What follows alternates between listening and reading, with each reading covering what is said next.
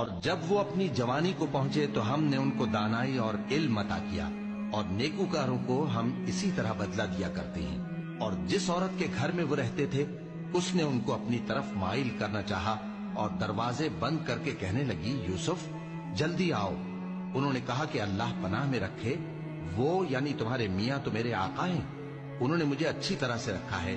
میں ایسا ظلم نہیں کر سکتا، بے شک ظالم لوگ فلاح نہیں پائیں گے۔ اور اس عورت نے ان کا قصد کیا اور انہوں نے اس کا قصد کیا۔ اگر وہ اپنے پروردگار کی نشانی نہ دیکھتے تو جو ہوتا سو ہوتا۔ یوں اس لیے کیا گیا کہ ہم ان سے برائی اور بے حیائی کو روک دیں، بے شک وہ ہمارے چنے ہوئے بندوں میں سے تھے۔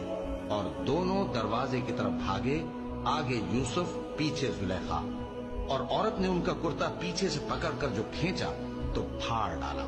اور دونوں کو دروازے کے پاس عورت کا خاوند مل گیا۔ تو عورت بولی کہ جو شخص تمہاری بیوی کے ساتھ برا ارادہ کرے اس کی اس کے سوا کیا سزا ہے کہ یا تو قید کیا جائے یا اسے دکھ کا عذاب دیا جائے۔ یوسف نے کہا، اسی نے مجھ کو اپنی طرف مائل کرنا چاہا تھا،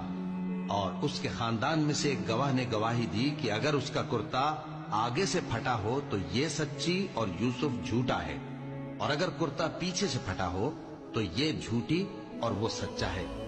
سو جب اس کا کرتا دیکھا تو پیچھے سے پھٹا تھا، تب اس نے زلیخا سے کہا کہ یہ تمہارا ہی فریب ہے، اور کچھ شک نہیں کہ تم عورتوں کے فریب بڑے بھاری ہوتے ہیں۔ یوسف اس بات کا خیال نہ کر، اور زلیخا تو اپنے گناہ کی بخشش مانگ، بے شک خطا تیری ہی ہے۔ اور شہر میں عورتیں گفتگویں کرنے لگیں کہ عزیز کی بیوی اپنے غلام کو اپنی طرف مائل کرنا چاہتی ہے اور اس کی محبت اس کے دل میں گھر کر گئی ہے، ہم دیکھتی ہیں کہ وہ کھلی گمراہی میں ہے۔ پھر جب زلیخا نے ان عورتوں کی گفتگو جو حقیقت میں دیدار یوسف کے لیے ایک چال تھی سنی،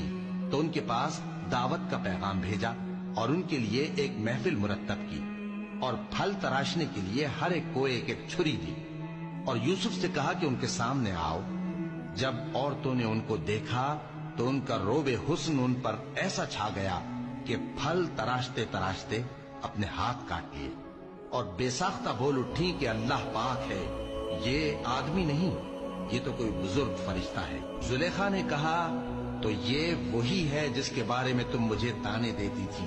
اور بے شک میں نے اس کو اپنی طرف مائل کرنا چاہا مگر یہ بچا رہا، اور اگر یہ وہ کام نہ کرے گا جو میں اسے کہتی ہوں تو قید کر دیا جائے گا اور ذلیل ہوگا۔ یوسف نے دعا کی کہ پروردگار، جس کام کی طرف یہ مجھے بلاتی ہیں اس کی نسبت مجھے قید پسند ہے۔